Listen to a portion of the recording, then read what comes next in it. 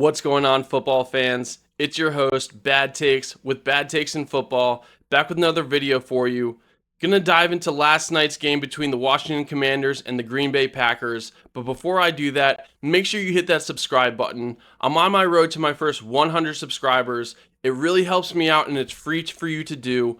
I'm doing a giveaway to one of those first subscribers, so please make sure to hit that sub button. Also hit the like button and comment on this video. Tell me what you thought about last night's game. Is this Green Bay Packers team the real deal? Is this one of the best defenses you've seen in the NFL in a while? Let's hop into today's video. Last night when Micah Parsons was interviewed, he said defense wins championships, and in this case he might not be wrong. Jayden Daniels was sacked 4 times in this game, but it felt like 20. He was pressured 21 times in this game, which was 46% of his dropbacks. He did throw the ball for 200 yards in this game, but it really didn't even feel that way. The Commanders also struggled in the rushing game as well. They had 3 players run for 17 yards each.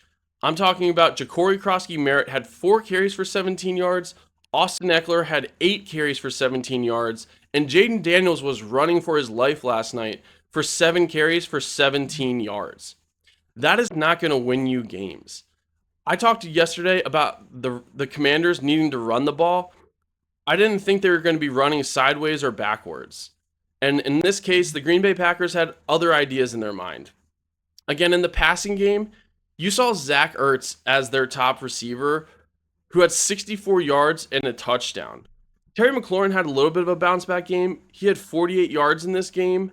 But Deebo Samuel had 44 yards in this game and a touchdown. That's just not going to win you a game against a playoff team like the Green Bay Packers.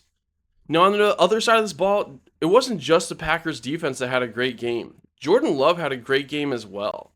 Jordan Love had 292 yards and 2 touchdowns in last night's game.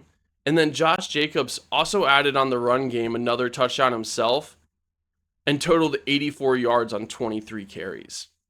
I'm really impressed with this Green Bay Packers young receiving core, but Tucker Kraft actually took the cake in this one. Again, the story of this game was the defense.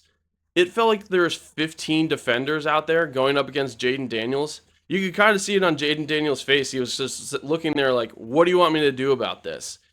Jayden Daniels is considered one of the best running quarterbacks in the NFL right now behind Lamar Jackson, and you couldn't tell that in this game.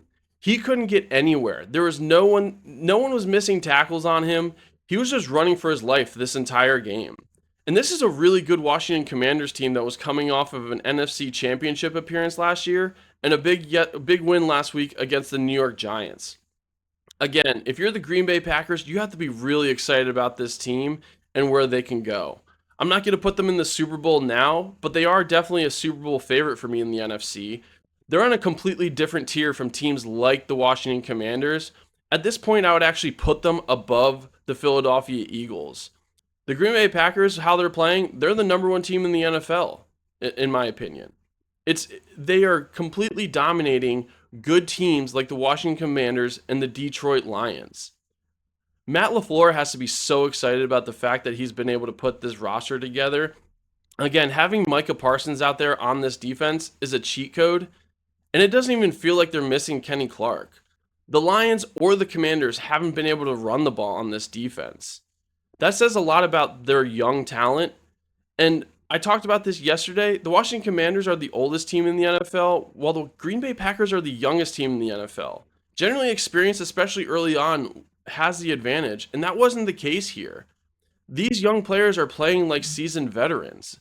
It's really fun to watch. And if I were in the NFC North, I'd be really worried because they are going to be the top team in this division. I have zero doubt in my mind after watching this game. What do you think about last night's game? Are the Packers really this good? Is this the best defense you've seen in a long time? For me, it really is. That's all I have for you today. Thank you for watching. This is your host, Bad Takes, with Bad Takes in Football, signing out.